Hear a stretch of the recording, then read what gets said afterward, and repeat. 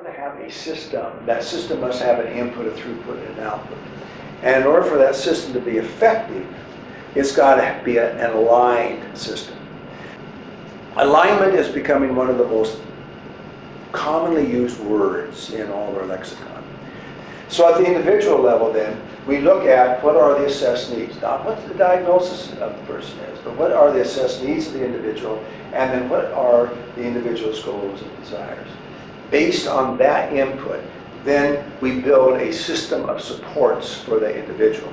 If everything works the way it should, that is going to impact the personal outcomes that you're seeing here in terms of quality and quality outcomes.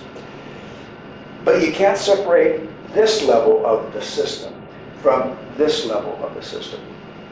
Because what's happening in terms of redefining organizations is that organizations are rethinking their inputs. Historically, and probably you could walk up to 100 administrators and ask, what's your most important resource? Money.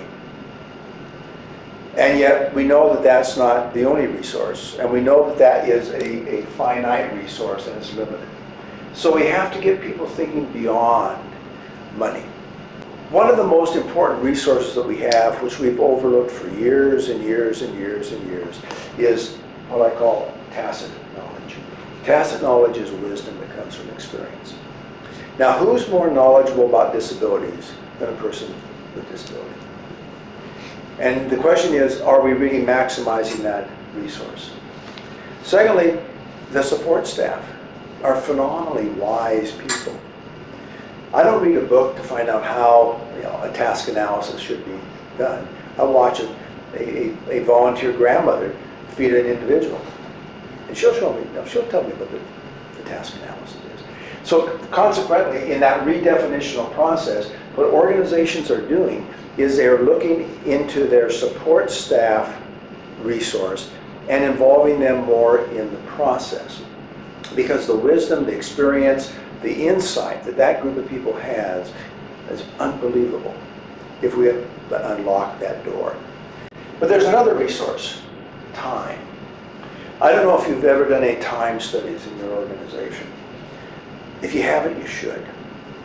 Because the estimate from a number of experts and studies is that probably, if you're a typical agency, at least a third of your time is wasted. Now that's a strong statement, right? Now the question is, how's it wasted? Check out meetings. Have you ever gone to a meeting and someone said, well, why are we meeting?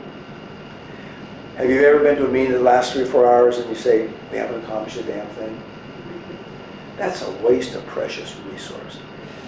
A colleague in Taiwan has actually put a limit of 1 hour on their team meetings in a large organization.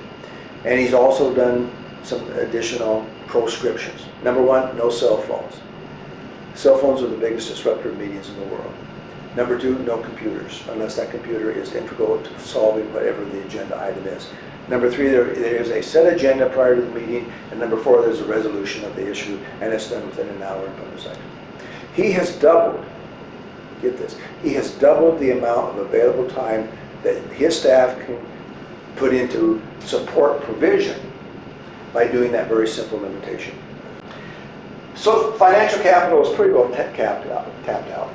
Social capital, it's out there, it's hard to access sometimes, but it's a tremendous resource as you think about redefining yourself. And finally, technology. I don't know where you are in terms of real-time technology.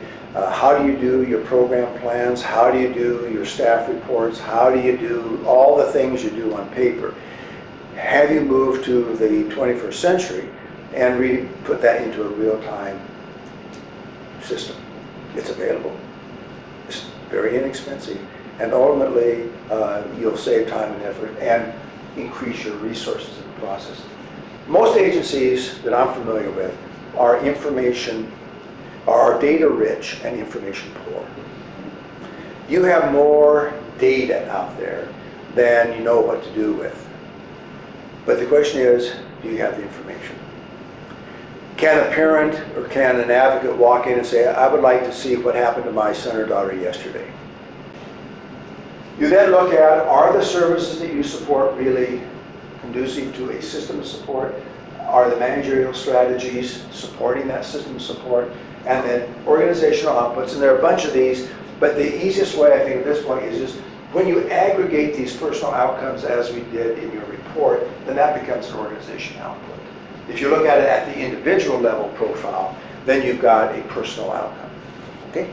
So I wanted to frame then the redefinitional process in terms of this alignment, because part of the redefinition process is really looking at yourself and saying, are these two components really aligned both horizontally and vertically?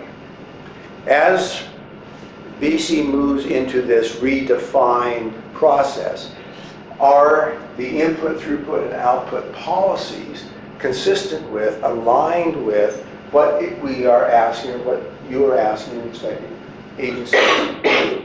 So that's also part of the redefining process at the macro level.